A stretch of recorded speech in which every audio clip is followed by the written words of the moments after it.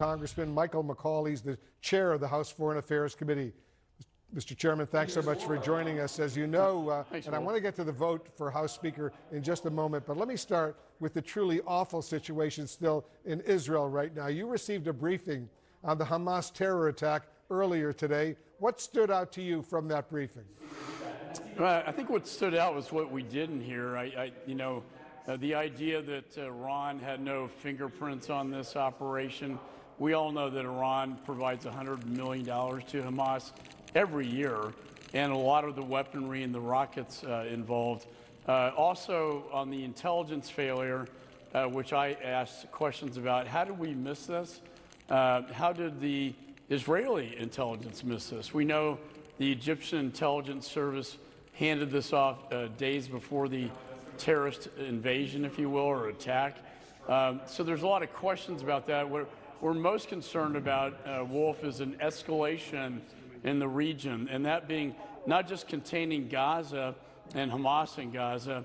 And by the way, the next phase will be house to house, building to building, which will get more violent and more bloody. But also, how can we prevent Hezbollah from getting into this in Lebanon, or these radical Islamic groups in Syria, and containing Iran itself?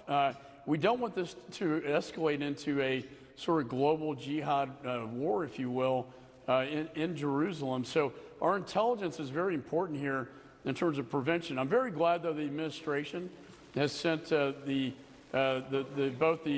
battleships and the aircraft carriers to the Mediterranean as a sign of deterrence, and the warnings that we are supporting Israel and we are condemning Hamas.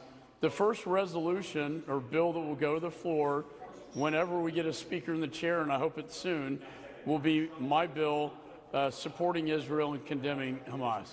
Well, let me just follow up, Mr. Chairman, on the potential of a warning from Egypt to Israel. Can you say unequivocally, based on the intelligence you've seen and heard, that Israel didn't receive a warning from Egypt about this imminent attack from Hamas? You know, I believe they did. We just don't know at what levels that occurred. I'm sure there are a lot of threat streams coming in to Israeli intelligence, particularly out of Gaza and the West Bank.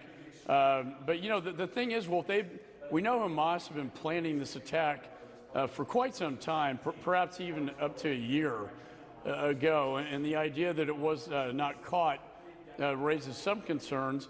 Also, when it comes to groups like Hezbollah and Iran as well, we need to make sure we don't make that mistake. For Israel, this is like their 9/11. I mean, it really is. It's very reminiscent of what we went through in the United States when we did have a failure of intelligence, and then we had this horrible, killing of Americans. On the scale that I've seen in Israel, it's horrific. I was at one of the kibbutz down near the border, the closest one to Gaza, a year ago, then Speaker McCarthy, and we met with all the people there. They talked about the threats from Hamas. 4,000 rockets have been fired a month before that. And I saw the daycare center. And then I got a call last Sunday telling me that there was a massacre in that kibbutz, in that community, where they were all slaughtered. The daycare center, the children were killed, and even babies were beheaded. I mean, this is gruesome stuff, and it's very sick. It's very sick indeed. What should the U.S. response be, Mr. Chairman, if evidence is uncovered showing Iran was directly involved? Well, I'll tell you what, Wolf, I don't like the idea of us lifting sanctions so that $6 billion can go into Iran to fund more terror activities. I know the administration will say it's only for humanitarian purposes. We all know this money's fungible, but don't take my word for it. The president of Iran himself said, I will do with it what I want.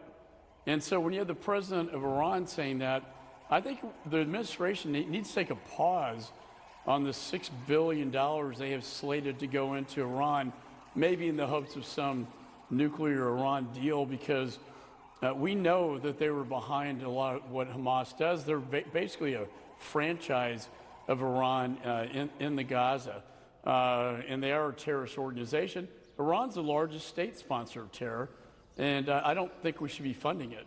Yeah, I will point out that the administration says the U.S. Treasury Department will control those Iranian monies being moved to Qatar, to Doha, Qatar, and that they will only be allowed to go for humanitarian purposes, food, medicine, medical supplies along that line. But let me move on to the other breaking news we're following here in Washington right now, Mr. Chairman. As you well know, Congressman Steve Scalise won the Republican nod to become the next Speaker of the House, but many Republicans, as you know, also know, say they will vote against him.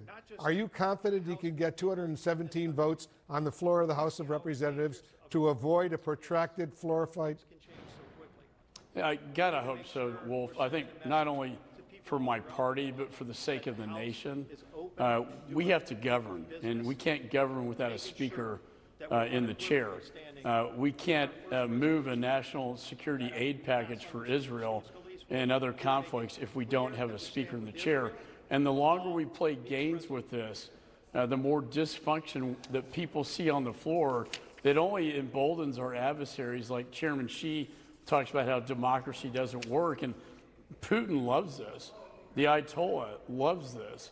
I don't understand some of my colleagues when we all agreed as a family in our conference in a closed setting to support whoever got the most votes, and now you see people backing out of this.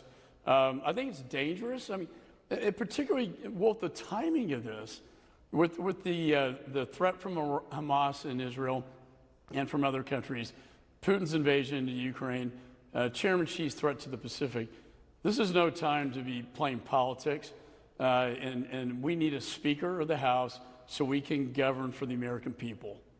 Congressman Michael McCaul of Texas, the chairman of the House Foreign Affairs Committee, thank you so much for joining us. Thanks, Wolf.